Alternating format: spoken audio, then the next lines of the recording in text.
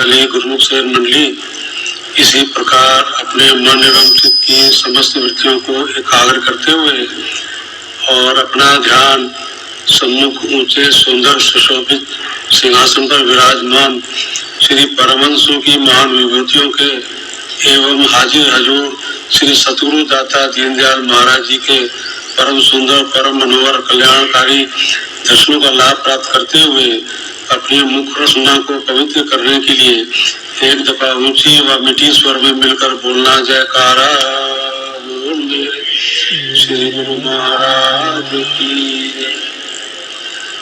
सज्जनों, हम अति भाग्यशाली हैं जो परमहंसों के चरणारविंदों में बैठकर भक्ति का लाभ प्राप्त कर रहे हैं। ये उनकी ही कृपा से प्राप्त हो रहा है। हम उनके चरणों में कोटि कोटि धन्यवाद के पुष्प अर्पित करते हैं। जयकारा।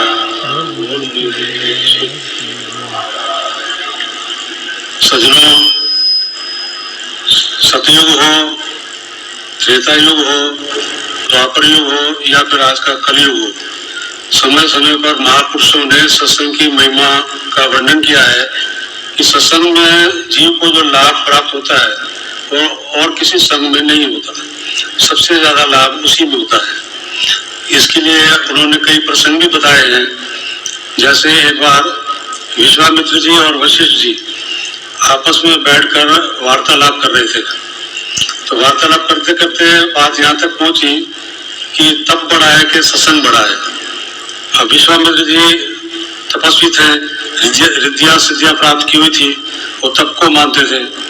और वशिष्ठ जी है वो सत्संग को, महिमा का गायन करते थे, वो सत्संग को मानते थे। इसलिए दोनों में ये बात चली कि तप बड़ा है या सत्संग बड़ा है। जब उनका फैसला नहीं हो पाया तो वो ब्रह्मा जी के पास गए। ब्रह्मा जी ने उनको कहा कि आप मैं जो है सृष्टि की रचना करने में व्यस्त हूँ, आप जो है विष्णु जी के पास जाइए। फिर वो जो है विष्णु जी के पास गए। विष्णु जी ने पूरी बात सुनी और सोचा कि अगर एक को मैं सही कहता हूँ तो दूसरा नाराज हो जाएगा।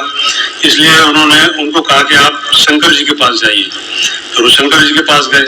शंकर जी ने पूरी बात सुनी तो उन्होंने कहा कि मैं इसका फैसला करने में असमर्थ हूँ, आप जो है शेषनाग जी के पास जाइए। वो शेषनाग जी के पास गए तो शेषनाग जी ने कहा कि मेरे ऊपर जो है पृथ्वी का भार है, अगर ये कोई थोड़ी देर संभाल ले तो मैं इस प्रश्न का उत्तर दे सकता हूँ। तो तब में जो है थोड़ा अहंकार होता है। तो विश्वामित्र जी एकदम से बोल उठे कि पृथ्वी का भार मेरे को ऊपर दे दीजिए।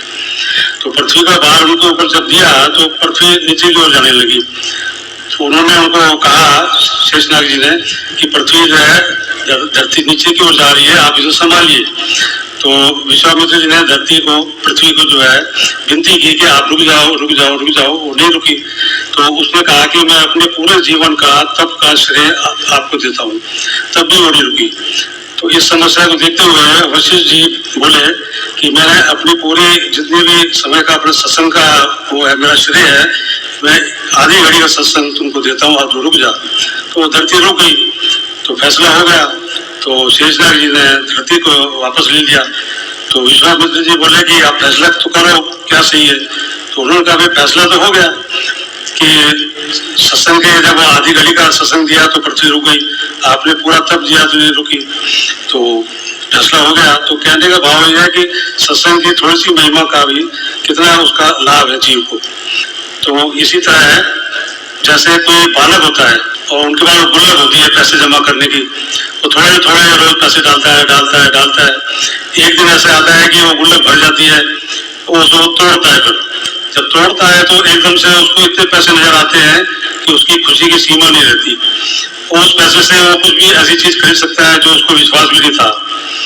तो इसी तरह हम भी रोज का नियम का पालन करते हुए अपनी भक्ति का धन अपने आत्मा गुल्लक रूपी आत्मा में इकट्ठा कर सकते हैं।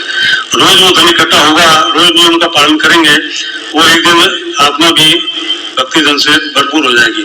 और जब भी परलोक में जाएगी समय पूरा होने बाद तो वहाँ सिर उठा के जाएगी, शर्मिंदा नहीं होना पड़ेगा, गुरु महाराज जी की प्रसन्नता हासिल होगी। तो इसी तरह हमें नियमों का पालन करते हुए ये भक्ति धन इकट्ठा करना चाहिए। दास को याद है, प्रातः स्मरणीय तृतीय पातशाह जी के समय की बात है।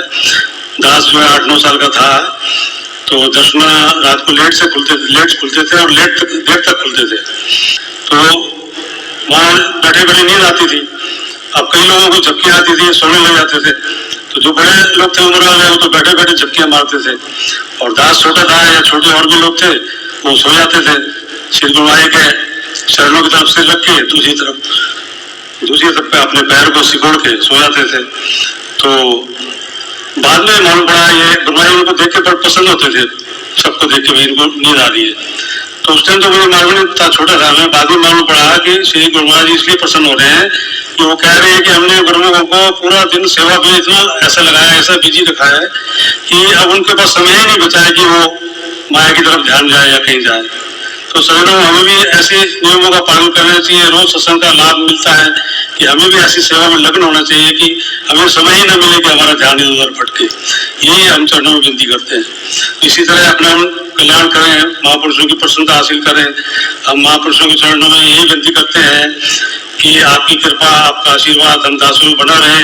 दिए हुए दान द्वारा जो सुरक्षा कवच प्रदान किया है वो भी बना रहे, ताकि हम माया के प्रकोप से बचे रहें और हमारा जीवन जो है सुमति से, खैर ख्वाही से, सच्चाई से, समय की कदर करते हुए, 5 नियम का पालन करते हुए और 2 घंटे भजन निवास करते हुए अंतिम श्वास तक आपके चरणों में तो तोड़ नहीं जाए, यही हम चरणों में विनती करते हैं। कोटि कोटि शुक्राना करके कुछ शुक्र करते हैं। बोलो जयकारा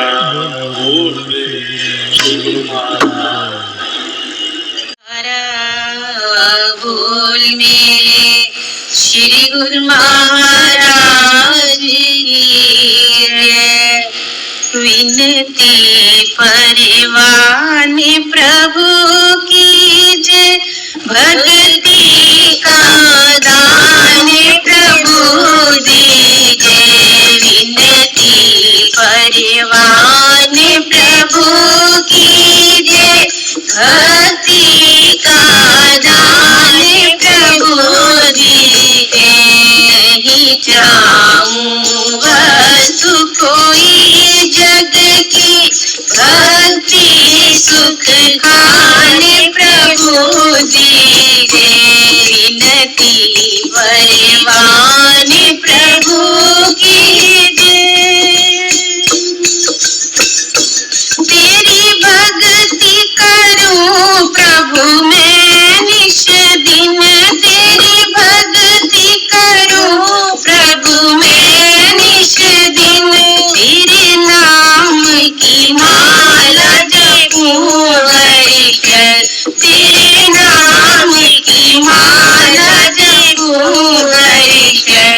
तेरी सेवा बीते मेरा जीवन। बस यही वरदान प्रभु दीजे। विनती परवान प्रभु की जय। भक्ति का दान प्रभु दीजे। तेरे चरणों का सत्य गुरु भंवरा बनूं। तेरे चरणों का सत्य गुरु भंवरा बनूं। सदा प्रेम में तेरे मगन रहूं। सदा प्रेम में तेरे मगन रहूं। मैं तेरी केवल आस रखूं। नीचे चरणों में स्थान प्रभु दीजे। विनती परवान प्रभु की जय। भक्ति का दान प्रभु दीजे। हर पल तुझको ही ध्याऊं मैं। तेरी महिमा सदा ही गाऊं मैं। तुझको ही सदा रिझाऊं मैं। यही दास को जान प्रभु दीजे। विनती परवान प्रभु की जय। भक्ति का दान प्रभु दीजे।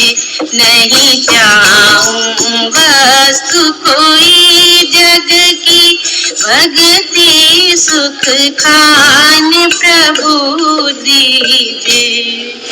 बोलो जयकारा बोल मेरे श्री गुरु महाराज की जय।